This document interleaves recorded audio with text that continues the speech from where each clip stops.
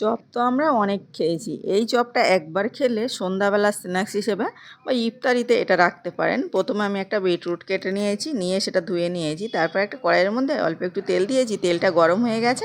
এখন একটা পেঁয়াজ কুচি লাল করে নিলাম হালকা করে, খুব বেশি লাল করতে হবে না, একটু একটু লাল হয়ে গেছে। এখন একটু দারুচিনি দিয়ে নিলাম আর দিয়ে নিচ্ছি 1 টেবিল চামচ আদা রসুন পেস্ট।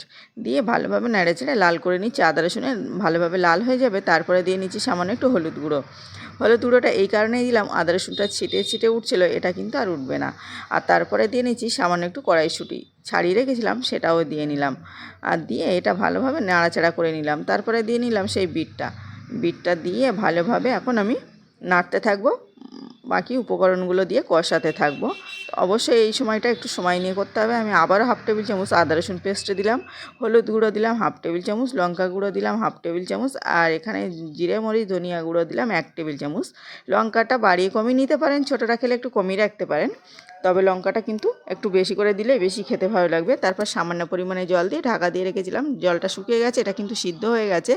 আর আমি কিন্তু হাত দিয়ে টিপে দেখে নিয়েছি যে সিদ্ধ হয়ে গেছে। এখন দিয়ে নিচ্ছি সিদ্ধ করে রাখা ম্যাশ করে রাখা আলু, মানে হাত দিয়ে একটু ভেঙে দিয়েছি, খুব বেশি ম্যাশ করে নিইনি, ম্যাশটা পরে করে নেব।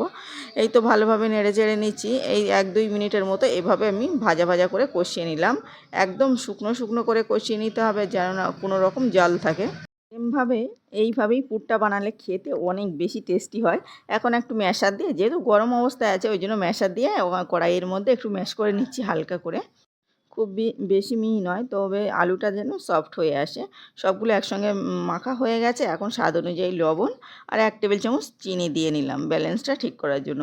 দেওয়ার পরে আমি ভালোভাবে আবারও একটু সময় ধরে মিশিয়ে নিলাম। এখন দিয়ে নিচ্ছি, এখানে দিয়ে নিতে পারেন চাট মশলা বা মিট মশলা বা এখানে ম্যাগি মশলা। আমি এখানে দিয়েছিলাম মিট মশলা 1 টেবিল চামচ দিয়ে আবারও ভালোভাবে মিশিয়ে এটা নামিয়ে নিচ্ছি। এটা কিন্তু একদম পারফেক্টভাবে রেডি হয়ে গেছে।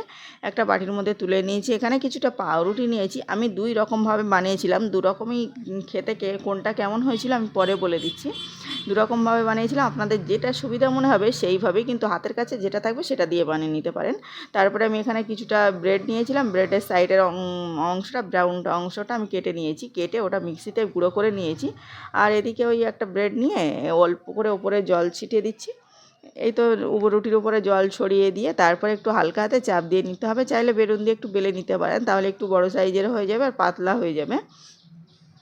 তো এই তো বেলে নেওয়া হয়ে গেছে। ওই যে পুরটা বানিয়েছিলাম, এখন কিন্তু পুরটা এভাবে আমি হাত দিয়ে আর তুলে নিচ্ছি, এভাবে গোল গোল করে নিচ্ছি। দেখুন, আমি এরকমভাবে একটা বানিয়েছিলাম কিছুটা, আর কিছুটা বানিয়েছিলাম একটু অন্যরকম প্রসেসে, সেটাও কিন্তু দেখতেও যতটা ভালো হয়েছে দেখলেই বুঝতে পারবেন। তো আমি এভাবে কিন্তু আগে থেকে সবগুলো গোল গোল করে নিচ্ছি। গোল গোল করে নিয়ে একটা দিয়ে আর এভাবে বসিয়ে নিচ্ছি, বসে একটু হাত দিয়ে চেপে নিতে হবে। আর এটা কিন্তু ছেড়ে যাবে না, এভাবে হাত দিয়ে ভালোভাবে চেপে নিতে হবে। তো আমি সবগুলো এভাবে চেপে সাইডে রেখে দিচ্ছি। এদিকে একটা বাটির মধ্যে 1 টেবিল চামচ, মানে একটা ছোট্ট বাটির 1 বাটি, এখানে 4 টেবিল চামচের মতো হবে ময়দা, 4 টেবিল চামচের মতো হলো বেসন দিয়েছি। তারপরে স্বাদ অনুযায়ী লবণ দিয়ে ভালোভাবে গুলিয়ে নিচ্ছি, এখানে আর কিছুই ব্যবহার করছি না। তো ভালোভাবে গুলিয়ে নিলাম, একটা স্মুথলি ব্যাটার তৈরি হয়ে গেছে, একটু পাতলা করে ব্যাটারটা তৈরি করেছি। এখন ওই যে মানে ডোগুলো ছিল এভাবে হাত দিয়ে আবারও গোল করে নিচ্ছি। রুটি দিয়ে যেগুলো বানিয়েছিলাম সেগুলো কিন্তু সাইডে আছে, আর এগুলো ঠিক এভাবে একটু হাত দিয়ে সমান করে গোল করে নিলাম। এই যে রুটি দিয়ে কিছুটা বানিয়েছি, কিছুটা প্লেন, ওখানে কিছুই লাগাইনি, এভাবে দিয়ে নিচ্ছি। আপনার হাতের কাছে যদি না ব্রেড বা রুটি থাকে তাহলে কিন্তু এমনি শুধুতে বানিয়ে নিতে পারেন। শুধুগুলো আমি এভাবে ময়দার মধ্যে, এভাবে যে ময়দার বেসনের গোলাটা গুলেছিলাম ওটার মধ্যে কোট করে, এখানে ব্রেড গাম যেগুলো ওই পাউরুটির ব্রাউন অংশটা আমি মিক্সিতে গুঁড়ো করে নিয়েছি, এর মধ্যে একটু এভাবে গুঁড়িয়ে নিচ্ছি। এটা কিন্তু কিছুই করিনি, জাস্ট এভাবে গুঁড়িয়ে নিলাম। ঘুরিয়ে আমি সবগুলো এভাবে তৈরি করে নিচ্ছি। এটা একবার ঘুরিয়ে নিলেই কিন্তু, একবার গড়িয়ে নিলেই হয়ে যাবে। আপনারা চাইলে দুবার করে কোট করে নিতে পারেন, তবে একবার করে করে হাত দিয়ে এভাবে একটু হালকা হাতে চেপে চেপে নিতে হবে, তাহলে কিন্তু এটা পারফেক্ট হবে। তো আমি সবগুলো এভাবে তুলে নিয়েছি। সাইডে একটা কড়াইয়ের মধ্যে পরিমাণ মতো তেল দিয়েছি, তেলটা কিন্তু ভালোভাবে তেলটা গরম হয়ে গেছে। এখন এখানে দিয়ে দিচ্ছি, এটা ডুবো তেলেই ভাজতে হবে। আর এদিকে কিন্তু তেলটা খুব বেশি গরম হয়ে গেছে, যেহেতু আমার ভিতরের পুরটা রেডি হয়ে আছে, ওই জন্য হালকা তেলে দেওয়া যাবে না, এটা কিন্তু ছেড়ে যাবে বা ভেঙে যাবে। তারপরে আমি এভাবে দিয়ে কিছুক্ষণ এভাবেই রেখেছিলাম। 1-2 মিনিটের পরে আমি উল্টে পাল্টে নিচ্ছি। এখানে আমি 2 থেকে 3 বার উল্টেছিলাম, 3 বারের মধ্যে এটা কিন্তু কালার হয়ে গেছে, লোভনীয় একটা কালার চলে আসবে। তারপরেই এটা তুলতে হবে। তার আগে তুললে কিন্তু এটা ওপর থেকে ক্রিস্পি হবে না, আর ওপর থেকে ক্রিস্পি না হলে একদম দোকানের ভেজিটেবলের চপের মতো হবে না। তো একটু সময় নিয়ে এভাবে কালার করে এমন লাল লাল করে ভেজে নিতে হবে, তাহলে কিন্তু উপরটা ক্রিস্পি হবে আর ভিতরটা সফট হবে। তো আমি সবগুলোই দেখুন ভেজে তুলে নিয়েছি। যেগুলো আমি ব্রেড উপরে ছাড়া বানিয়েছিলাম, আর যেগুলো ব্রেড দিয়ে বানিয়েছিলাম, এটা একটা ডিম ফাটিয়ে নিয়েছি আর ডিমের মধ্যে একটু এভাবে কোট করে নিচ্ছি। ডিমের মধ্যে দেওয়ার পরে কিন্তু এটা পুরোপুরি চিপকে যাবে, যে মানে ব্রেডটা ছিল এর সঙ্গে।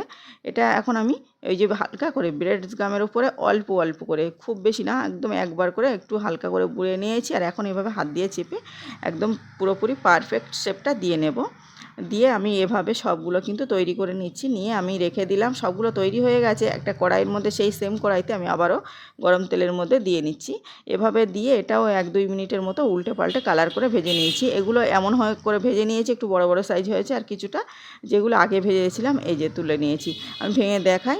আর অসম্ভব মজার হয়েছে, দু রকমই খেতে দারুণ হয়েছিল। বেশিটা যেগুলো ব্রেড গায়ে জড়িয়েছিলাম ওটাও খেতে ভালো হয়েছিল, এটাও খেতে ভালো হয়েছিল। যেটা আপনার হাতের কাছে থাকবে সেভাবেই বানিয়ে নিতে পারেন। এই সন্ধ্যাবেলা ইফতারিতে এই রেসিপিটা রাখবেন। ছোটরা যারা রোজা করছে খুবই খুশি হবে। ছোট কি বলছি, ছোট বড় সকলে ভীষণ ভীষণ পছন্দ করবে। অসম্ভব মজার, দোকান থেকে কিনে খেতে হবে না। দোকানের খাবার অনেকটাই মানে ভালো হয় না, আর বাড়ি এত মজার হয়, না দেখলে বিশ্বাসই করতে পারবেন না। প্লিজ আপনাদের কেমন লেগেছে বলতে ভুলবেন না। ভালো লাগলে লাইক সাবস্ক্রাইব করার অনুরোধ করছি। এমন সহজ রেসিপি পেতে অবশ্যই চ্যানেলটাকে সাবস্ক্রাইব করে রাখবেন, আর আমাকে বলতে ভুলবেন না আজকের রেসিপি কেমন হয়েছে। আবারও দেখা হচ্ছে অন্য কোনো ভিডিওয়।